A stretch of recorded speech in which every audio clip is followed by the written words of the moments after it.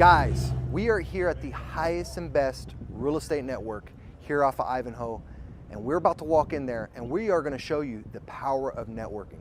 You meet so many great people out here. You get deals, you get private money, good relationships, contractors, you name it. You guys, we're going to take you in here inside so you can see all the great networking that I'm about to do with all these real estate investors inside this room. Before we go on, don't forget to like and subscribe to my YouTube channel and click the description below. I'll see you on the other side. Yes, I met awesome Jackie earlier. Oh, you did? Oh. Yeah, she's talking to people. She might not be walking and talking, but think about what I gave you earlier. Don't forget about that. Well, I started out being a real estate agent. Yes, that's how I got going. Yes. Was getting my feet wet in the real estate industry was being a real estate agent. I was a real estate agent for 2 years. Year one, I realized how you're only as good as your next sale. You're in a rat race. So how do you solve that problem? Well, I started buying real estate. But here's the cool thing. I was like, you know what? I get paid to buy real estate because I'm a realtor. I can represent myself. So I was taking deals. One of my first deals was a duplex. I got paid a commission, a 3% commission. I had the seller cover my closing costs, and I negotiated other credits as well on that same deal. Yeah. This makes a lot of sense. I was like, wow. When I got that thing rehabbed, I was like, and I rented it out, I was like, man, the power of real estate is it's crazy. I still run a listing service to this day, but all we do is list properties. That's it, on the MLS. So I still kept the business. I wasn't stupid. I didn't walk away from it. And so what that business is to me now, it's a cash machine. So I take that money and reinvest it. I can lend money. Yeah, I got a team. Yeah. So I have a property management business, a listing sales business, and then I focus just on investing in my portfolio. Properties in town. Yeah. We do business all the way down to South Florida. What about you, bro? Got any flips going on right now? And I just actually, I'm JVing a deal with Chuck right now. I got a piece of land in Port Charlotte. Dude. Oh, wait, hold on. Everybody's doing land right now. It's crazy. It just came across it. I called the guy. He was like, yeah, I'm not selling my house, but I'm selling this land. I'm like, hey, I'll buy the land. We worked out a deal, so I JV'd it with Justin and Chuck, so they're putting it on their investor list. I got 2 deals closing this week, which by the grace of God will bring me $65,000. So let me ask you this. Yes, sir. When you make $65K, that's cool and all, and I was telling her earlier, you know, money's all about marrying it and not dating it. Yeah. I can give you $1 million right now for a deal, and you make $1 million. That's cool and all. It looks pretty. But what do you do with that $65K? Well, for me, I put a lot of it back into marketing and quotation bills because this is what I do full time. Do you have a percent that you put back into marketing? Yeah, we put about 10% back into 10% back in the company, okay. I do have some rentals, so I got some cash flow coming in. I got some, but those deals I got creatively. Okay, you bought them sub 2 or seller finance? Seller finance. Okay. And then we just keep repeating the process, put some capital to the side so that when I come across an opportunity and I need some cash, I have it there. Yeah. So little by little, I've been building up. I started this from scratch 4 years ago, and I've been doing okay with it for the most part. Good. This is what I do full time. This is how I pay my bills. This is how I feed my family. And the goal is for this year, to get to 12 doors. Cool. You know, so I'm actively working towards that every day. Are you going to buy all 12 of those doors through wholesaling or creatively? I'm aiming for creative. Okay. You know, I'm aiming for creative, and we're pitching creative for a lot of sellers.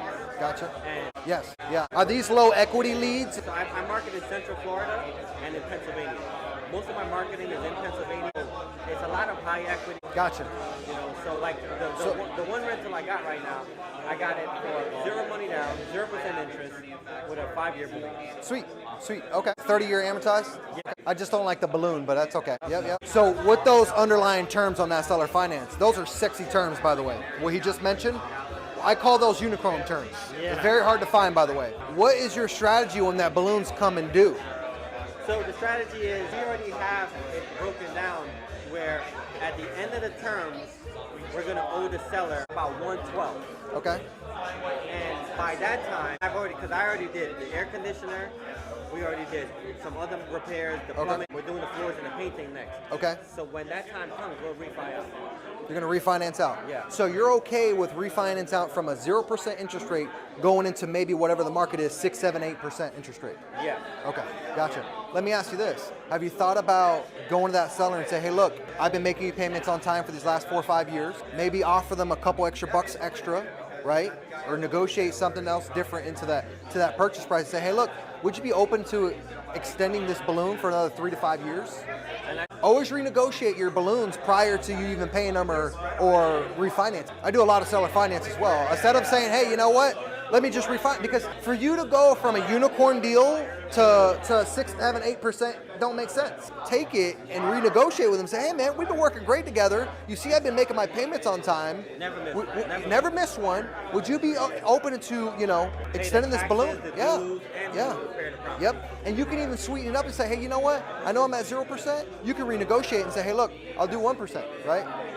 If so, I would want that to be either removed. If I'm going to renegotiate like an interest rate on it, I would want that balloon to be removed completely. You know? Yeah.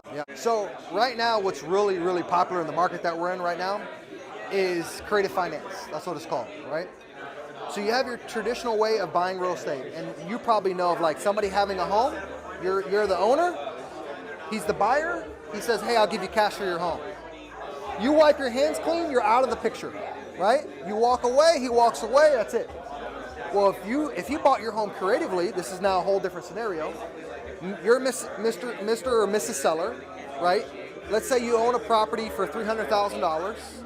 Let's say it's worth $300,000. That means you have low equity, right? You have low or no equity on that deal, right? So what happens is when people like him, who's a wholesaler, goes out and reach out to people like you, typically on a creative deal, there's two ways of somebody's gonna do a creative deal with you. Either A, they're in some type of financial pain, meaning they're in pre-foreclosure, right? They're in arrears on the property, or they have no equity. So what happens is he goes out, he reaches out to you and says, hey, you know what? Let's say you're a pre-foreclosure. Hey, you're 6 months behind your mortgage payments. What ends up happening if you don't make that mortgage payment or continue to make those mortgage payments or catch up those arrears? The bank takes your home, they foreclose. So he'll say, hey, how about this? If I can create a win-win situation for both of us, would you be open if I took that 20, 30, 40K, whatever it is in arrears that you haven't been paying these last 4 to 6 months, if I caught that up, right, now it's gonna refresh your credit and I buy your home, but the existing loan stays in place in your name. But now he becomes the deed holder of that deal.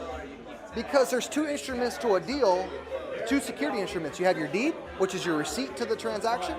That's the ownership, that's who owns the property. And then you have your other instrument, which is a note and a mortgage.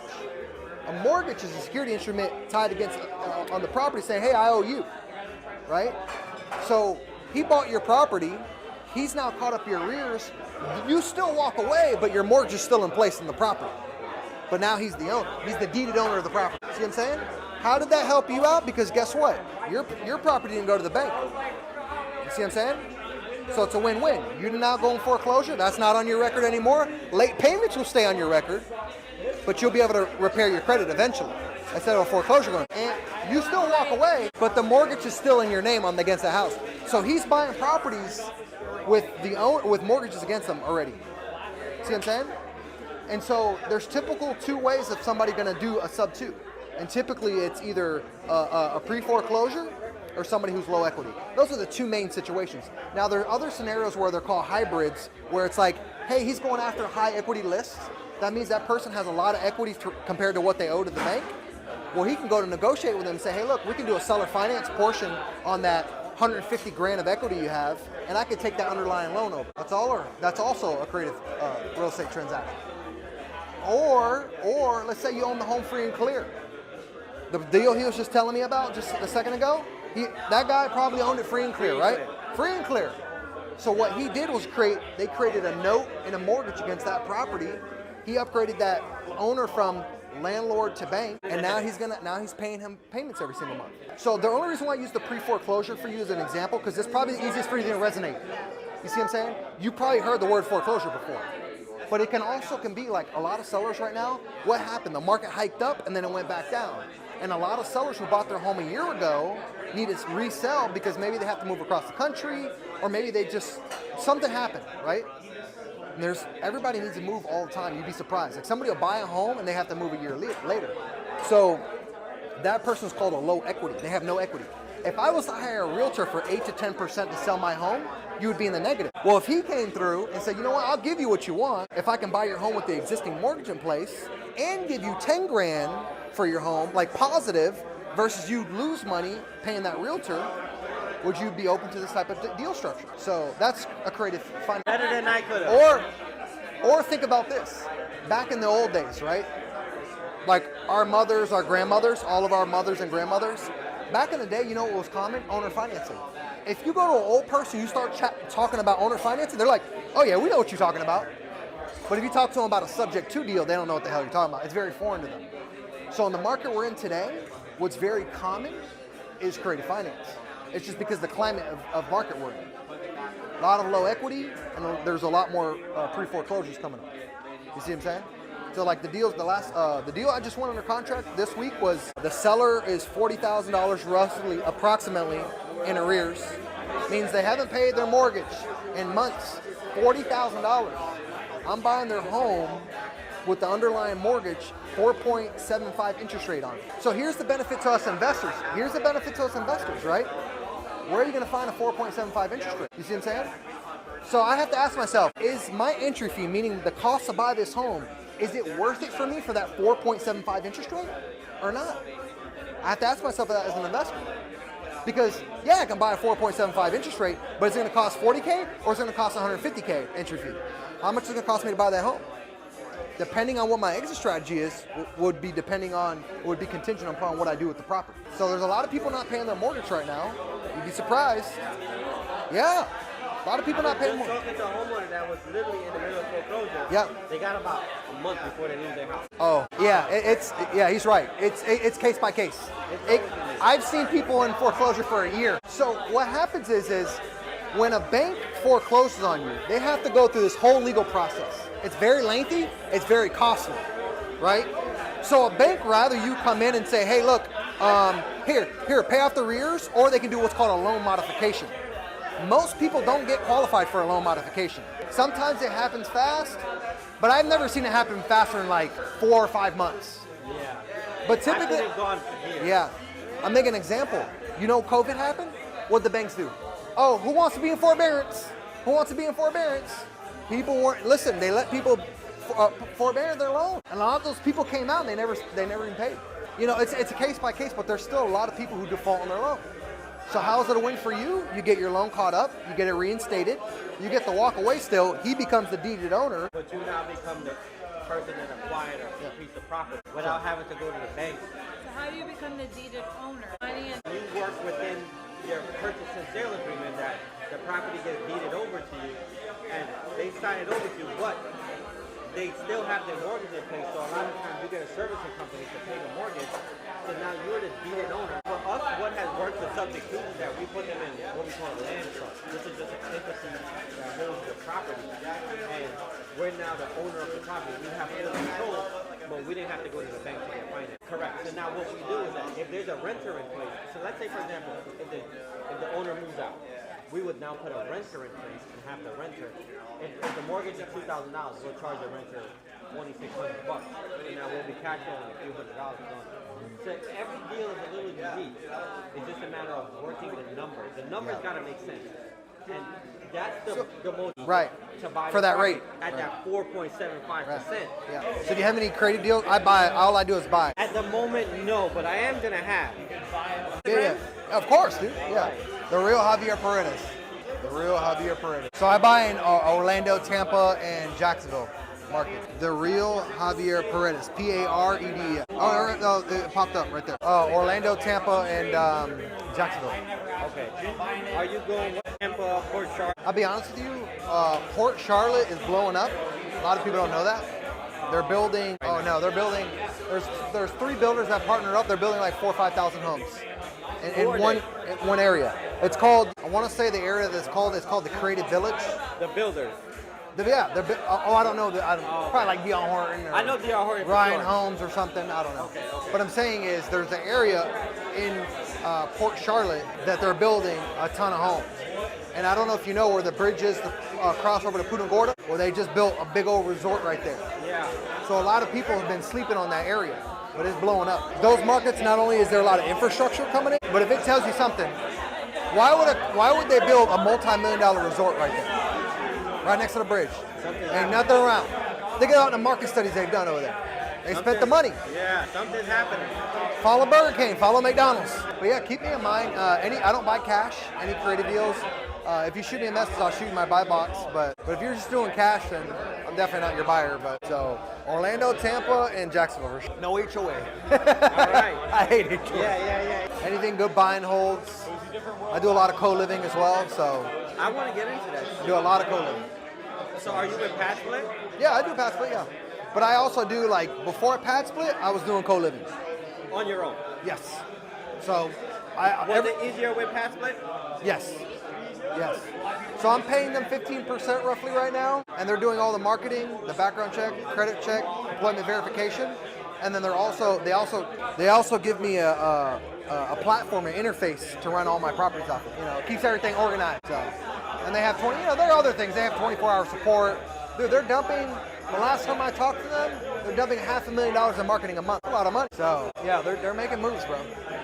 For sure. It's good, man. It's a good exit strategy for sure, for the right property. So I'm doubling down on a lot of that stuff right now. Okay. Do you hear what I told her earlier? So if you want a lot of creative deals, pre-foreclosure, it's real simple. Pre-foreclosure and low equity. You're not going to get creative deals off the cash list. Because remember, these homes, typically rats, roaches, fires, stuff like that, High equity, you can do hybrids, but to be honest with you, a lot of those people don't want to, they're in a position where they can sell and still make a lot of money. After they pay the realtor, they can still make a lot of money and be done with the home. You got to find somebody with some type of pain. Seller finance all about the gain, subject to is all about the pain. So if I have pain, meaning I'm in arrears, or I have low equity, that's pain points. With the list that you're pulling, you're not going to get a whole bunch of creative deals. Because I've been looking for the bridge that. You have to pull different lists if you want a lot of them. For me, sometimes I gotta hear something 2 or 3 times. He said it, you said it. So now it makes sense. What I would say is, look, if whatever you're doing, if it's working, keep doing it, bro. No need to change it. I just want more. Yeah, it's okay. As long as you have that infrastructure for more, then go for it. A lot of people, they stop doing what they're doing, and then they go into something else, and it's like, nothing's working for them. And that's the thing, I don't have to stop. Yeah, you don't have to stop, no, yeah. Because remember, I know how to do it. Remember, now when you negotiate creative deals, it's gonna take some skill set to learn how to teach your acquisition people to take down creative deals. Which ain't hard, but it's a different conversation. Yeah, one already knows. Yeah. The other one, I gotta teach him. He knows a little, but I gotta teach him the rest of it. Yeah, it's easy peasy stuff. Just a different conversation. Yeah. What you probably do, I would say, you run your team how you want, but I would say just have your creative deals, just do creative conversations. Just have your cash deals guys do cash conversations. That way they don't get confused and it's not messing with their head. Yeah. And it's more consistent. Now, you're only doing this. Yeah. Make sure they're mastering one thing. Now you're gonna have that person who's a high performer who can do both, which is cool and all, and you can allow them to do both. But if you're dealing with building your team out of scalability, I would just have these guys do this and this guy do that. As far as cash and then create. I know this was more like a real estate event. It's you guys are investors. Investors, yeah. But I love it because I love investing. Yeah, we're investing. And I told you I used to invest, so I need to get more into investing. I did join this investor guy that will buy multiple properties, from apartment complexes. Yeah, of course. Apartments, anything, for sure. A small multifamily, yes. 1 triplex, 2 duplexes. Yeah, with my ex I had 1 fourplex. Yeah. That's the best. Everything else I have is single family. Yeah, one time we bought an apartment, and when we went to rent it, we rented. Yeah. And the guy paid the whole year in advance. Yeah. And then he got a notice in the door, and they said, call this number, and he called. And there was a homeowners association, and they're like... Hey, that's one thing I don't like about HOAs, especially with condos. Tough. I personally don't buy condos for that reason. I don't buy condos at all. I won't buy. They just have too much control. Way too much control. Well, it's just a condo association can foreclose on you. A condo association they can foreclose on you. They're way too powerful. Yes, it's the real Javier Paredes. I'm on everything: Instagram, YouTube, So you in real estate now or what? I'm trying to. Should like he needs to. That's what I was He's telling got the these guys. background for it. I was living out in LA, worked through kind of the entry level stages, and I was making good money, but like I was living in Los Angeles, so I didn't really have any extra capital. And I moved out here, and I was like, well, it's a whole lot less expensive to live out here. So probably for like the last like 4 or 5 months, I've been like just killing YouTube to kind of figure out what to do with it, kind of pick a path. But I think with the background that I have, and the things I'm doing daily, I'd like to get into development. Nice. I think I want to be a builder. I like that. I like that. You're gonna tie in what you're already kind of doing. Exactly, and I think I can kind of segue there. But as to get there, I've been talking to him too. My plan right now is to kind of start wholesaling land. You guys are neighbors. That way I can start meeting developers. Nice, bro. Sweet. And what are you doing in real estate? I work in title, so I close all your guys' deals. Nice. Not What all title your company?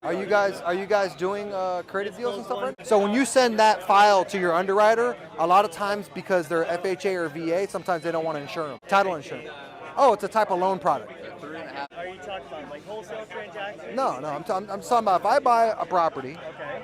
you guys are doing the title work, right? So you're buying it from a regular seller, so it's buyer seller. Yeah. That's it. So what happens? You do title insurance, right? Yep. When you send it to your underwriter, they review it, right? They review the file. Are we going to give him title insurance on this property, right? So Well, a lot of times, yeah, that for a regular traditional, when I'm buying the property subject to the existing mortgage, meaning I'm the buyer, the mortgage is staying in place. Oh, you got to ask your lender that.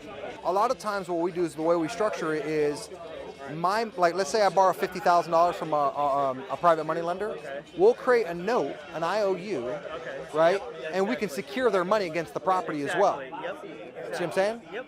And so that mortgage will stay in place. He gave me $50K to buy for my entry fee. Exactly. Because here's what my entry fee makes up of.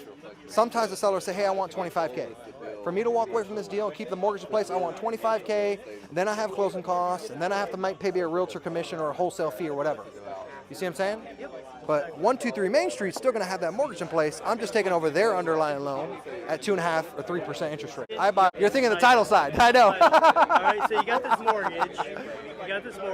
Is it going to be paid off or is it not going to be paid off? Yeah. So, like, as long as anybody that's involved with the transaction is okay with signing a hold harmless and taking exception to title for not paying off that mortgage. No, of course. You don't care. Good. Right. So T-Mobile kind of sparked your interest in it? Checks were freaking great, but I was good at it. Yeah. I was really good at it. That's the reason that the checks were great. But I just, it was never a passion of mine. Yep. People who want to sell their home, Right. in any shape or form. Right. Nice. So, but was it like a YouTube video that got you in it first, or your friend? Or yeah. Cool. A buy and hold investor. Okay. First started out as a real estate agent. I still do listing sales to this day, but only listings. I don't touch anything with buyers wise. But I got in the game being a real estate agent. Okay. Been an licensed agent since 2015. Year one in the business, I was like, shit, this is super cool. I can make a lot of money, but it's super. Oh, sorry, bro. Go ahead. But it's super transactional, right? It's like you're on the hamster wheel. Same thing with like wholesaling, right? Like you can sell a lot of wholesale business. You can sign a lot of contracts, but again, it's that hamster wheel. And so I quickly realized I was like, how do I actually get in the game? How do I start investing in the product that I'm selling? Yeah. So what I did as a real estate agent, I was like, you know what? I'm going to buy my first deal on the MLS. Me collect the commission, negotiate the deal, and get the seller to pay my closing costs. My first deal was a duplex, and I think my cash to close was like $9,500. I bought the property for $285,000. Today it's How did you manage that? Did you sell to finance that? No, it was on the MLS. This is years ago. Yeah, this is years ago. Remember, I've been doing this almost 10 years. So real estate was a lot cheaper. Anyways, the first deal that I bought was $285,000. I got paid a commission because I was a real estate agent. I got to negotiate my own deal, right? I fixed the property up a little bit, lived in one side, rented out the other, so a house hack type deal. And I bought that first deal, bro. I was like, I was living in it. I was like, holy shit. Well, not even that, bro. I'm like, dude, I'm living for free. I get tax benefits. I'm getting appreciation. I'm getting cash flow.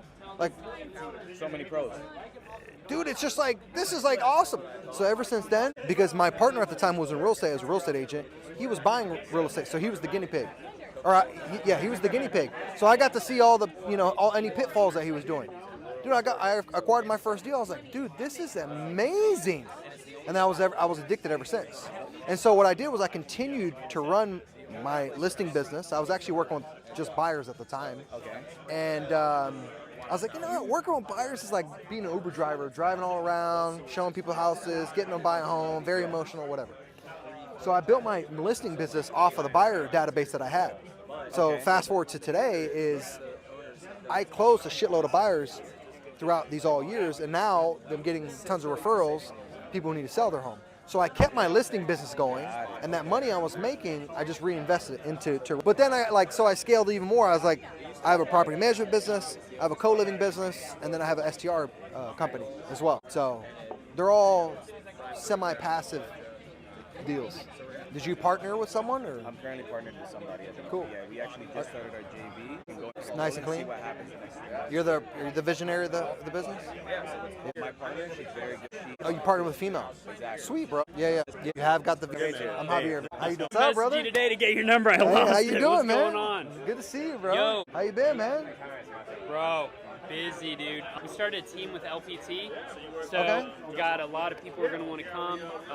Probably within the last 2 months, we've gotten 20 deals under contract. Is it like regular retail, or are you guys doing like creative? Mix. Or? So we're doing flip. Yeah, I mean, we have some seller financing deals. Got wholesale deals right now, which I was actually going to call you on, but I had Andres look it over. We gotta let's shoot a podcast soon.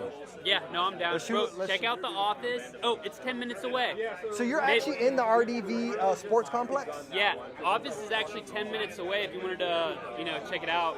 Probably not tonight, but Yeah. I'll get with you probably later in the week, and we'll scoop by and Hell check it yeah. out. Are you guys just moving in?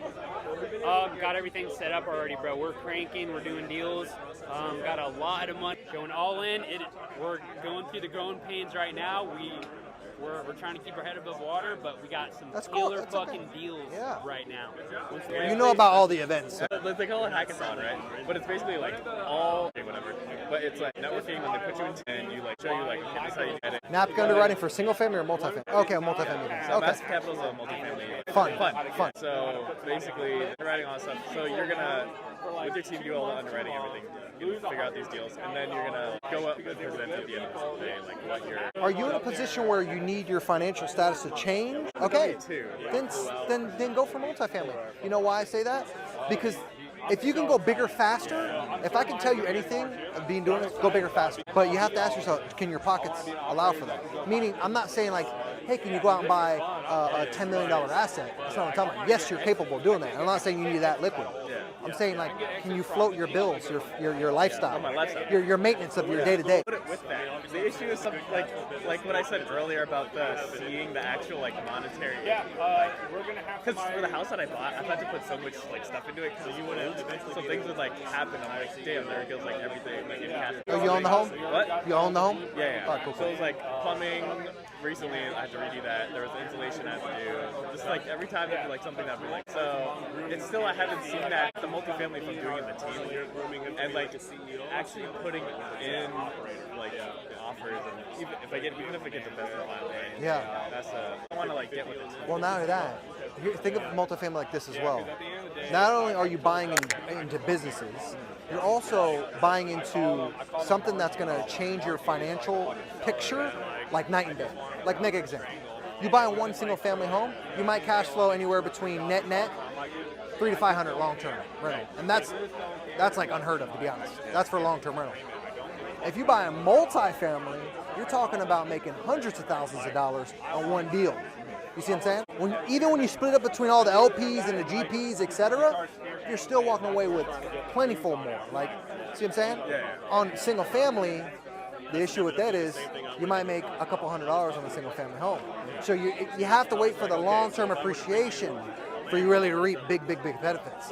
Now, don't get me wrong, there's other big benefits like tax appreciation, future appreciation, loan pay down, etc., etc. But if you get a multifamily, bro, you take down one really sizable project, one project can change your whole life.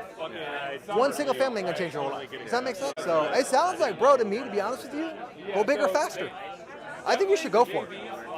I think, bro, honestly, I think you should go for it. Go bigger, faster, bro. That's like No, go bigger, faster. Seriously. Because you're dabbling right now, and that's okay. But until you do one thing, and like you're wholesaling right. So remember this. Wholesaling and setting up systems and processes in a wholesaling business Dude, it takes a skill set. It takes time. It takes money. It takes energy. Take that same time and just apply it into multifamily, because you are in a position where you're not strapped for money. You can float maintain your whole life, without, 6 to 12 months easy. From Citywide? I do. Nice, bro. I'm in your emails, bro. Yeah? Sweet, dude. Do you wholesale as well? Where do you guys base out of? No, I'm not a wholesaler. Are you really? Yeah. Nice. What do you do, man? I'm a buy and hold investor, Ah, okay. but I don't buy any cash, bro. I only creative. Oh, nice. So all, I know sub to everything you creative sell. finance. Everything you sell is cash. Everything I sell is cash. But that's good. You know why? You're niched. Yeah. You're very niched. Right, right. And so where I see a lot of wholesalers mess up is they're trying to do it all. In 2019, that was me. So we had a really successful wholesale business, and we tried to do all this, and that, everything, like multifamily, creative finance. It went to zero really quick. So then we went back to what worked. I was actually just telling him, because he does wholesale. I said, look, if you're going to do wholesale, right, and you want to do cash and creative, you need to have a cash offers department, let those guys be good at it, and have a creative department, let those guys be good at it. I said, you can't mix and mingle. Now I said, if you have a high performer who understands both at a very high level, and they know how to pitch very well, yeah, okay, that's fine. Yeah. But that's going to be a one-off. Yeah. Most people, you want them to have that same conversation, master the conversation, right? 100%. Most people with sales, they don't realize a lot of tonality.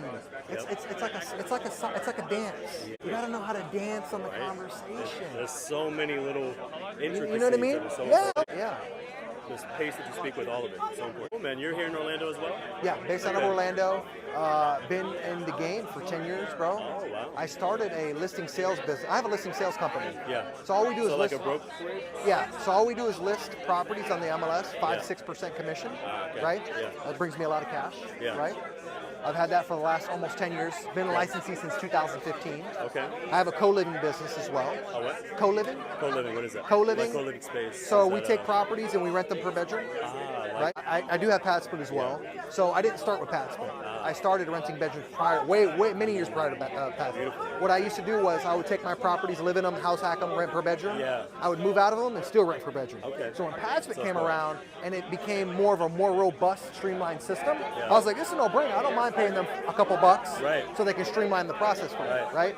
So I have that. I have an STR portfolio as well, and I have a property management company. But all I do is focus on buying. Yeah. That's all I do. If you don't mind me asking, how many properties, units, all that do you own? I have my portfolio that I own by myself is worth about $3.5 million. Nice. No partner. And the way I've acquired that portfolio is either through creative finance or traditional financing. Okay. When banks had cheap rates like 2-3% for investments, I was acquiring a lot of my portfolio then. And then what I did, how I really leveled up, was I did all cash out refinances. Yeah. So I was pulling out 80, 90 accounts. So what I tell people is every time I buy a new piece of real estate, because I talk to a lot of people and they're like, well, I don't own anything, I'm just a wholesaler. Yeah. Well, I said, you got to start buying what you're selling. I said, the biggest benefit of wholesaling is cherry picking. I know, dude. Really? Like the deals that I did in 2018, I was like, if I only knew today what I knew back then. Yeah. But it's all part of the game. It's all part of the game. But to your point, there's some people that just get stuck in They get stuck. transactional nature of it. And they're not building wealth, it's just transactional. So that's why when I was a realtor, Yeah. I said, how do I solve the problem of me being transactional? Yeah. I was like, you know what? Not even a year into it. I was like, boop, light bulb went off. I was like, I'm going to start buying what I'm selling. Right. Which is real estate. Yeah. And that's what I started doing. Wow. And then, dude, when I got really addicted to real estate, What's that? when I saw the power of that first deal that I bought and how it catapulted my life. No, I'm making an example. Yeah. The first deal I ever bought, I house hacked. I bought a 3.5% FHA loan, right? Check this out. This might not sound like a lot of money. I was living for free. Yeah. And I was making about $1,200 net. Yeah. Bro, I'm making like 14 G's a year net. Yeah. Living for free? Right. Yeah, like Bro, where else can you do that? Right? Getting loan pay down? Yep. Getting tax benefits? So once I saw the power of that dynamic of that first piece of real, I was like, fuck this, dude. Let me get more of these. Let me get more of these. And that was back in 2017, back when you weren't buying those deals that you were selling. Yeah. Bro, I got properties I bought for $280 that are worth $600,000, $700,000 right now. Exactly. And so what I did was, when money was cheap, I did all cash out refinances. 80% loan to value. I got 3.5% interest rates on investments. And so what I tell people, I say every time I buy a property, it's a money farm. Guess what? I know bank rates are never going to go to 2-3% again. But if it makes sense for me to do it, if they do. well, if it makes sense for me to do another cash out refinance cycle, I'll fucking do it. So that's the way I train my mind, and that's the way I just keep buying it. I love it, man. Good Yeah. for you. Yeah. Great to meet you, bro. Oh, this is Johnny. What's up, Johnny brother? out Yeah, I here. met him earlier. Oh, okay. I was coming up to talk to you guys, but I got pulled away. Yeah, nice. So you do a lot of content as well? Is that right? Yep. Very cool. So I have we shoot everything. I have a YouTube channel, TikTok, everything. Yeah. So we're 2024. 2024 was like a year of just putting out a ton of content. Yeah. So I have content around my buy and holds, my pad splits, my co-living, Airbnb, everything. So. And what's the goal with that? You just documenting everything, or you? No, eventually wanna get I have call to coaching, or- actions. I have call to actions on everything. I've had a coaching program since about 4 years ago. Okay. When Airbnb was super hot, I used to have an Airbnb. All owning. I don't believe in the arbitrage model. Yeah. Now, if you're trying to get into the Airbnb model, I get it, right? Low cost, but you don't own anything at the But end of it's, the day. dude, I feel like it's hard to get into. You don't own anything at the end of the day, anyways. You know, not only that landlord has control of that property. Exactly. Yeah. They start seeing all this money you're making. So a lot of people try to go to apartment complexes, do master leases. So, but that's a whole nother conversation. But with all my content, one, I have call to actions on all my content. I do long form, we chop it into short form content. The call to actions typically lead to my descriptions, and there'll be like affiliate links in there. There'll be all different types of stuff. Yeah. It could be my community. I have a community as well. Yeah. Have you heard of School?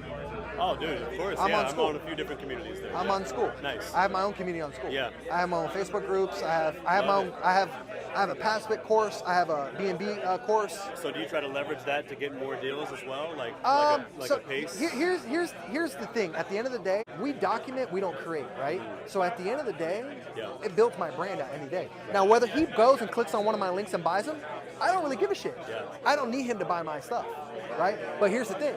I have a value stack. Yeah. If I tell him, hey, join my community for $47, you get my B&B Accelerator course, you get me once a week on coach calls and support calls, and you get my pad split course, $47 to him, he's gonna be like, hell yeah. Right, exactly. Right? So, and not only that, when he now comes in, he's gonna say, okay, well, this guy's doing deals. He's doing real life deals. When he has a deal next time he wants to sell or do a deal with me, he's gonna hit me up first. So what is it doing? It's not really. It's building the community, which we get to all leverage each other. But at the end of the day, it's building my brand and bringing more deals in. Last deal I bought was 2.75 interest rate, subject to, because another wholesaler brought it to me. See what I'm saying? It's that reputation. What's up, brother? How you doing? Javier, very nice to meet you. So are you on acquisitions with him? We're just boys, like a partnership. Like we're gonna do JV deals with each other. I just started learning. Sweet, bro. Yeah. Welcome to the game, bro. Yeah, I know. Welcome to the game. I love it, dude. And you know what you're doing the best right now? You're taking imperfect action. Imperfect action's where it's at. You're taking the steps every day. Are you looking to wholesale? Or are you looking to wholesale? Or are you looking to just buy your own deals? Yeah. For now. Cool. Bro, you're gonna kill it, dude. Seriously, dude, you're gonna kill it. You're young, you're vibrant, like seriously, bro. Thank you, man. Thank you. No, I still do Airbnb. So the way I started in the real estate, think of myself, I'm gonna talk like if I'm you right now, right? I started out as a realtor years ago. I got into real estate, started selling real estate, representing buyers and sellers. Really, I was representing buyers at the time. All buyers. Because I didn't know, that's like the lowest hanging fruit, I felt like. So I worked and I really learned how to sell a piece of real estate, but that didn't teach me anything. I didn't build any wealth, right? Because guess what? I was making a commission to sell a property. Right? That property I would bring a buyer to it, I'd get paid a commission. On to the next one. Do the same thing, rinse and repeat. On to the next one. So really, at that end of the day, I was only as good as my next sale. I wanted to solve that. The way I solved that was I started investing in real estate. I started buying deals. Yeah, I never wanted to be a realtor either. It's that's a way to get into the game, but like the investor side, and that's smart. That's where the big smart. Are. Yes. Yeah, I don't like being a realtor either, but I can do this side of. You're on the right path. Yeah. Building your foundation. What's your ultimate goal though? Is to own real estate, or is it just to keep doing the wholesaling? Nice. 100 units. Heck yeah, of course, dude. You know, like syndications specifically. You want to do syndications? Yeah, Okay. I'm pretty sure there's plenty more things. Very early bird, so. Yeah. It's okay. Yeah. Well, hey, listen, we all start at someplace. So you showing up every day, you taking that imperfect action is going to make the biggest difference, bro. Yeah. That's good. And you know what? You probably feel like uncomfortable a lot of times, but just know something. That's where the growth happens. Yeah. If you're not feeling uncomfortable like that, you know, like think about this. The way you feel now is the way you should always feel anytime you do anything. Right. Because that's when you know you're really pushing yourself. Here's what's going to happen. You're going to be working with him for 2-3 years. You're going to nail everything. You're going to be like the best cold caller, right? But the problem is you get comfortable because there's just like, oh, this is easy. I can hop on the phone tomorrow. You know what? I could put, instead of me putting 8 hours of work every day, I could put 3.5 hours of work in a day and do the same amount of business. Because you master the calls, you master the comps, you master everything, right? So keep that feeling, right? Yeah. You know how that feeling you feel in your enjoy the stomach? uncomfortability. Yeah. I want to be uncomfortable. Bro, Yeah, keep that feeling. I want to be uncomfortable. Yeah, and you know, if you can continue to feel that feeling no matter what, you're going to grow like that. And just keep surrounding yourself with people like this. People that you want to be around. Yeah. You know, my buddy David, David with the glass. Yes, Justin and David. What was the first time you ever heard about like real estate or wholesaling? YouTube. After COVID, you know how the market was like down and like everyone should have just went in and just buy a whole bunch of stuff and like house or dirt. Yeah. Some of my buddies. I'll tell you a funny story. Yeah. I moved to Orlando. I'm born and raised in Miami. I lived in Ocala, Florida for about almost 10 years. Ocala, Florida, right? About an hour and a half north of here. Yeah. So I went from Miami to Ocala, Florida. When I lived in Ocala, Florida, I felt like I maxed out all my potential, right? Like I had a couple places that I leased and rented over there. I never owned anything. Worked all these 9-to-5 jobs that were paying anywhere between $6 an hour all the way to like $10 an hour. I remember I would freaking work 40-hour weeks, busting my ass. I would get my paycheck at the end of every week and I would look at it and I'm like, freaking making $600-700. Like, and I'm putting all this work in. Anyways, long story short, I was like, you know what? My lease is about to end. I moved to Orlando. I rented a bedroom for $400 a month. You rented a what? A bedroom for $400 a month. $400 a month. Right? The roommate that I rented off of, his friend was in real estate. So he used to come to the house that I lived at. And he would be chatting it up. You know me, I'm very social. Yeah, no, it's getting a lot of traction, bro. A lot of traction. First one we had like 45 people show up. Very first one. The second one was like 27, and then this last one's almost 50. And we're about to do our fourth one. So do it up. Oh, for sure. We have no problem sharing the stage with everybody. I've 100%. been to Jose's thing. We go to Tampa and we have Jackie and them. 100%. I'm gonna come to you guys too. It's not even, hey, look, we're all collaborating at the end of the day. And you know what's funny? This big city, when I look, I was like, no, there's only one other meetup. Let's make it two, baby. It's not a problem at all. We had somebody, I don't know who it was. Someone was like, hey, you know, we'd like to team up with you. I'm like, listen, happy to do it. You know, it's just, I have a lot going on. Yep. So I don't want to set up two. Yep. You know, I'll be happy to help you, like push yours over the end, but I don't want to set it up myself. And that guy just kind of disappeared, never saw him again. But so we're happy to help with anybody. Just I can't. Setting this one up is a lot. You guys are always doing it at the museum, right? Yeah. Nice. Do you guys have to rent that space out? Yeah, it's $3,000 minimum Per meetup? per meetup. I mean, we don't pay it. I know, sponsors. We've been having sponsors for a while, but I'm getting a lot of people calling me about sponsorships. what happens is they'll sponsor for a little bit, which is great. Take advantage of it. Yeah, they want you to use them as their certain rep. Yeah, and then they'll bounce, and then you're like, all right, great. That's okay. We'll get another sponsor. It's not a big deal. We've had a couple times where we didn't hit the 3,000, where I had to come out of pocket like $800-900. Oh, you have to spend at least. Okay, got it. Yeah, spend that much, and then there's a minimum spend. There's a minimum spend, and then there's like $500 for the room rent, which is fine. That's typically covered. And then we pay our photographer and the videographers and whatnot. So it's cool. Panning out. Yeah. Wow, bro. Okay. No. Yeah, man, it's blowing up too. I actually, you know what? I went to your event when Pace was there. So I have been to one of your events. Okay. Yeah. I mean, they're not normally that big. You guys have what? 100? At our event, we're averaging 175 right now. Yeah. Yeah, because you have so many people, you need something like that. Yeah, 175 on average. That when Pace was here, we had 560 something people. It's crazy. But that was, that's Pace. Right. Yeah, it's not that big normally. 170 on average. We've had as little as like 125. Yeah. We're definitely out there. Yeah, we're in like the 40 to 50 right now. You guys been doing it for like a year? We started in July. July. So you're coming up on a year. Yeah, we should do something like one where like we collaborate and do like an end of the year or something like something creative, you know? Yeah. Yeah, it's not an issue for me. Somewhere. Matt came to our event. Yeah, he's been there. At one of the, well, I know he was at the Pace one, but he came to the event with at My Lounge or whatever it's called. It was another place. M Lounge. Yeah. And he came and he's like, bro, I'd love to talk to you about this. And I was like, all right, cool. And then I called him a few times and he never responded. And I was like, oh, maybe he's busy or whatever. And then I got busy and I never followed up anymore. But yeah, whatever we could do. Yeah, for sure. We advertise Jose's thing. We do our call nights. Yeah, I was thinking about even putting something together like a sub 2 top tier TC Gator like beach day or something, you know, like something fun, you know? Have something, outside the meetup, you know? Yeah, we'll do them like charity stuff. Like we do a lot of charity. I've been doing a lot of charity work for a long time. Yep. So I enjoy it. And then people kind of get to go and do something to help somebody else. But a beach day would be, I don't think about the beach. I used to live on the beach in Fort Lauderdale and I'm over the beach. Yeah. And then they go to Cocoa Beach, which I think is shit. I was like, I don't want to go to the beach. Yeah. I mean, something like that. No, but I'm just saying, because of that, it's not something that would have occurred to me, is what I'm saying. Right. You know, but if you know of a good beach, it makes sense, yeah. Figure we bring all the community members together and do something fun. Something out of the ordinary instead of like, hey, like it's culture, right? So it's all culture. So are you primarily like just wholesaling or buying and holding?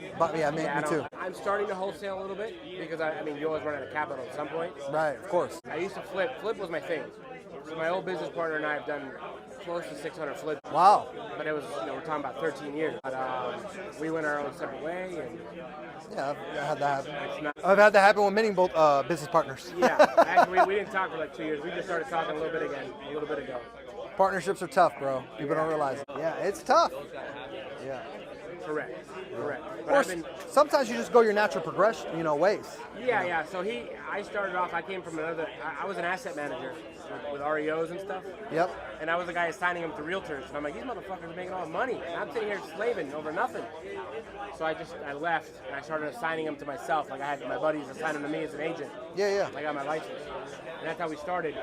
But I didn't know how to do it. So I had a buddy who knew how to do it, and we partnered up, and things were great, and he had all the money. I didn't really have money in the beginning. Then eventually I'm like, I got all the money, I got all the connections, I don't really need you.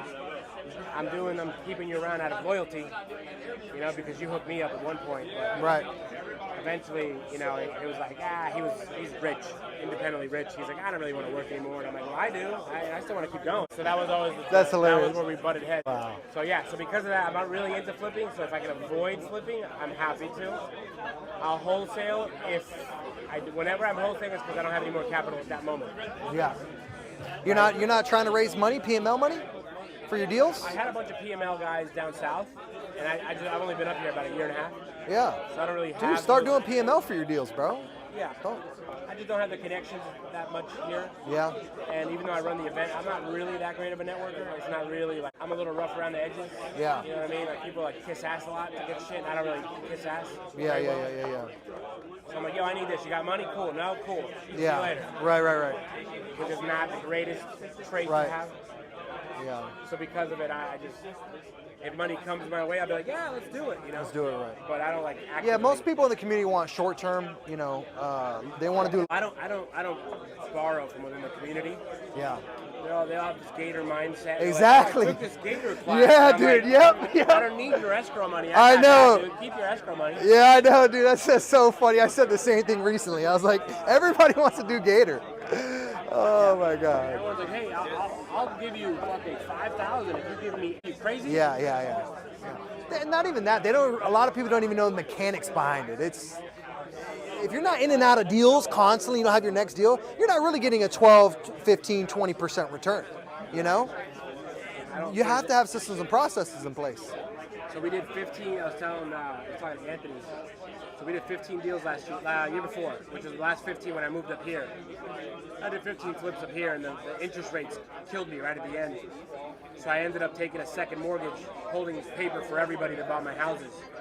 So all my capital was tied up in that, but it was like 100 grand here, 50 grand there, 75 here. But I did it, 15-year AM, interest only, 2-year, 3-year balloon. Nice. So I'm like, yeah, I'm. So you sold all your house on terms. Yeah, and I'm doing like, 10% interest, 11% interest, like fucking no brainer. That makes sense to me. But you want 60% of my money for fucking lending to me for a day? Yeah, I know. Fuck away from me. I know. Well, they again, like I said, they did some gator training and they just hurt. Yeah. I haven't seen a ton of it. I'm laughing. I'm like. I had somebody who came to my event and they were like, yo, whatever you need, whatever. I'm like, push it. I'm like, I appreciate it. Yep. I don't need it, but I'm good. If I do, I'll hit you up. Yeah, most people don't even know what they're doing either. So. Yeah, they can push it and push it and push it, and they're like, oh, this much return. I'm like, you realize I can do math, right? Yeah. Like. It's crazy. There's numbers involved here. Yep. Right? Yep. So whenever anyone's like talking to me about PML, I'm like gator lending, and they're like, yeah. I'm like, no thanks. Yeah. Forget that. You don't want to hear the numbers? I'm okay. I'm good. Yep. So, but yeah, I've come across a couple guys. That are like, hey, I've got this much or that much or whatever. When those 15 pay me out, I'm gonna do a fund of funds, that sort of stuff. Those are bigger numbers. Yeah. I like bigger numbers. Yeah. Cool, man. Yeah, for sure. I know we've been chatting on Facebook. Yeah, I don't have your cell. Yeah, me and you chat on Facebook. It's funny because I know Amanda before she was even in Sub 2. I knew her from when she was in the property management days. I remember she was a property manager. Yeah. Amanda's a little different. So Amanda, I needed help with it, all the the paperwork and all the fucking websites and Facebook. And I don't like any of that shit. Put it out. I was like, hey, anybody want to help me? And her and a couple other people were like, we'll help. And I'm like, deal. What are you guys doing with all the content you're recording? That's all on my phone. No one's seen it ever. No, so the videographer that you guys are hiring, you guys aren't doing it. So you pay him and just do nothing with it? But I was a framer for 3 years back in 2017, and then I was a roofing superintendent for a little bit. So doing framing for houses? Yeah, physical labor. Yeah. I was there. I've been there. Roofing superintendent for a year. Site work, like driving skid steers. Yeah, I did all that, bro. Damn, that's awesome. I did all that shit too. So yeah. Nice. For MI Homes. MI Homes, yes. Yeah, that's who I work for. Sweet. Okay, so you're still out in the field. Still in the field, but I'm in more of a managerial role. Right, I understand. Just walk up the project. Yeah, but now, after it's done, all the drywall's up, you're meeting the buyers essentially. Exactly. Right, hey, here's the blue tape test. Scheduling out from dirt, homeowners, clothes. Some homeowners blowing you. You do all the bullshit.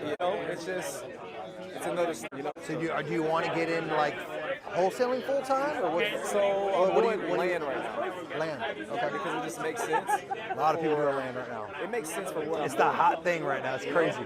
And I'm hearing it. I'm like, man, I was thinking about land 3 months ago, and I'm hearing it now. Like, get into land. It's hot right now. So they don't build more of it. I actually had 2 quarter-acre lots under contract, and I guess the deal fell through because I put myself under a time constraint as far as my inspection period. I had it for like 30 days because I had a goal, and I don't know what happened with the lot. Nobody was really interested in it, so I had to cancel the contract, but still cold calling every day. Yeah, you got to make sure also the lot's buildable, right? A lot of people don't realize they lock up lots that aren't buildable. It's all wetland, right? And people don't know what they're doing with land a lot of times. So, I had 10 acres. And only a quarter acre of it can be developed. You gotta look at conservation area, wetlands. There's a lot of little things to it. A lot less moving parts because you don't have a structure on it. So if you have a good piece, then yeah, that bitch is gonna sell. For sure. Because they don't make more of it. For sure. So that's kind of my niche that I'm focusing on, all while I'm trying to grow a personal brand on Instagram around building. Around building? Why do you say trying? What I'm doing. You're doing. Okay. I'm doing. We gotta change the vocabulary. For sure. For real, man. It's all a mindset, baby. For sure. And what are you doing? You just recording the steps of the home building process, my day-to-day life. Okay. A bit uncomfortable, but I know I need to do it. What makes you uncomfortable? A lot of people get uncomfortable. Right. Yeah. I'm in front of the camera every day, so. One day. Yeah. One day. What do you do? Buy and hold investor, but I didn't start out there, right? I went through the trenches just like you. I worked a lot of 9-to-5 jobs. I worked a lot of jobs that I was getting paid, $10-12 an hour, hard labor, masonry jobs. I did that for many years ago. Okay. I first got in the real estate industry by being a realtor. So I understand the process of going from dirt to finish and doing that blue tape walkthrough. Right? I've been there. Right. The buyer wants everything perfect, For sure. especially when they're buying a brand new product. For sure. So I started out being a realtor, and when I was a realtor, I noticed that first year was a very transactional business, right? Like you go to work, you get paid no matter what. Whether that buyer shows up to that walkthrough or not, you're getting paid, right? And so For me, I can make $5, $10, $15,000, but I'm only as good as my next sale. So I quickly realized that first year is like, I'm only as good as my next sale. How do I solve this problem? So I was like, you know what? I'm going to keep doing what I'm doing. I'm going to keep doing the realtor thing. I bought my first piece of real estate because I was a realtor, and I was like, you know what? I get paid to buy deals. I get paid a commission to buy a house. That's cool. I get paid to buy a home. I can negotiate my own deal. I get closing costs. I negotiate the closing costs. My first deal, never forget, 3.5% FHA loan, duplex that I bought. Right? Bought it, lived in for a year, house hack, lived for free. And at the time, I was living for free and I was making like $1,000 a month net. After all expenses. So I was like, shit, well, 12K a year, living for free, getting loan pay down. I was like, what the? Oh, one deal? What happens if I do this and I scale this and multiply this? So I never walked away from my realty business, right? I kept building. All this money I was making, you know, I was starting to have real big months. I was starting to make a 10K month, then 20K month, then a 40K month. And I got a taste of what $100,000 a month was, right? Yeah. I started feeling like, oh shit, this is money, right? I'm starting to really make a lot of money I can make moves with. Started taking that money, reinvesting into real estate. I would take it, reinvest it. I wasn't buying the fancy cars. I wasn't buying the fancy clothes. I would take my money. I lived a very, very low house hacking. I was house hacking when I didn't even need a house hack, right? Still house hacking, right? I was the cheap friend of the group. I was me, right? Always negotiating something. And so I built that business up till today. And so like right now, fast forward today, I have a listing service that I built where I represent sellers 5 and 6% commissions. And we list those bad boys. We sell them for top dollar, get them moved for them, solve their problem. But then I also have a property management company, short-term rental only. And then I have a co-living business, like a pad split. That's why they mentioned my name, a pad split. And then I have a short-term rental portfolio. So what is pad split? Okay. Pad split is, to keep it simple, is you take a property, 3-bedroom, 2-bath, or 4-bedroom, 2-bath, and you rent per bedroom. Right? Okay, that's got it. Got All it. Pad Split has done is they have created a community, meaning like they're a platform like Airbnb, where you can find room rentals. Right.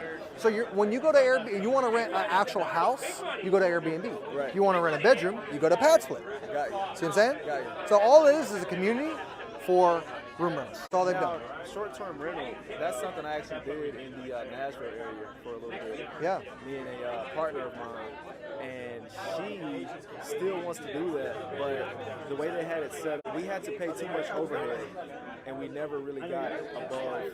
Okay. water. Gotcha. But she has the skills of property management, especially short-term rentals. Yeah. I'm asking because is that a company where you're looking to hire people, or is it just like, are you doing it all on your own, or are you delegating it? No. I mean, everything I have, are you talking about for my co-living business? Yeah, for like the short-term rentals. Oh yeah, for short-term rental, I have a team. I have 3 VAs. Okay. They handle all my customer service aspect. And the homes that I own, I actually own them. I don't arbitrage them. Okay. Everything I do is owned. I'm not a fan of arbitraging. I know some people do that, or some people pitch it. I don't like it. Everything I'm doing is owning. It doesn't. Yeah. So all I do is acquire, and I look at them and I'm saying, okay, this fits in this bucket, which is short-term rental. This fits in this bucket, co-living. Oh, this fits in this bucket. So it depends on what bucket it fits in. Right. So every time I acquire a piece of real estate, I say, okay, what's my exit strategy on it? Am I going to long-term rent it? Am I going to Airbnb it? Am I going to co-living it? Am I going to do a wraparound mortgage on it? So I make sure I know what bucket I'm going to put it into. You see what I'm saying? Yeah. So, but no, with my customer service side, because with co-living there's customer service, and there's also customer service with Airbnb, as you can imagine, right? A lot of, hey, I don't work the TV, or hey, the AC's not working, or the Wi-Fi. So I have 3 full-time VAs that work for me they work for me 7 days a week, 365 days a year, around the clock. Okay. They have shifts. Got you. And so what they do is they do all my customer service aspect of everything. That's awesome. So I pay them. They're out of Pakistan. Again, what did I do there? I bought my time back. Right? Yeah. So you're buying your time back. Right? And so now I can take that time and utilize it in other areas of my business. So that's what I do on the customer service side. And with everything like the camera right now, like he follows me around with the camera, right? That's awesome. He's in videography school. Guess what? I get to help him out. He gets to make money, but also at the same time, he gets to learn how to use camera equipment, which he's going to school for. He gets to learn editing skills. He gets to learn how to do thumbnail, right? So now I can work with interns, and they follow me around, right? But not only that, I mean, I have my community. Have you ever heard of Alex Hermosi? Yeah, I have a school community. Okay. If you can join it, it's free. Yeah, watch. School community is right here. If you would, I have a goal. Oh yeah. And I would love your advice and input on my content. Okay. Like what I could be doing better, or what type of content you like to see. Okay. But I'm literally posting like my daily activity. Bro, let me tell you something. Where a lot of people mess up with content is they overthink it first. Right. They have to have the perfect video. Here's what my integrator partner, business partner, taught me. Yeah. He said, document everything, don't create. Just document everything. And so now what you've done is you've created long form content, right? So let's say you do the a walkthrough of one of your properties talking about buildings. You now have got 1 to 2 hours of content. Would you agree on that? I would agree. So what you can do is now you can take that and make a whole bunch of short form content. Right. Out of that short form content and the long form content, you'll have your call to action. So what's your goal? He explained call to actions where I'm getting people to reach out to them. Right. Let me ask you this. What's your ultimate goal? Is creating content you just want to build your brand and make people aware of who you are? Or is your ultimate goal to get them to click and go to your course or go to your services? Okay. Okay. Check this out. Retention, yeah. Let me, hold on. Guys, the highest and best meetup was phenomenal. I met a room full of wholesalers that have deals, private money lenders, you name it. They were here today at the highest and best event that David and Justin are putting together on a monthly basis. We're actually gonna have their information below if you want to attend. This is a public event. It's called Highest and Best right here in Orlando, Florida, right off of Virginia, and we want you guys to be there. Before you guys go on and I let you go, don't forget to like and subscribe to my YouTube channel and click the description below. I'll see you on the other side.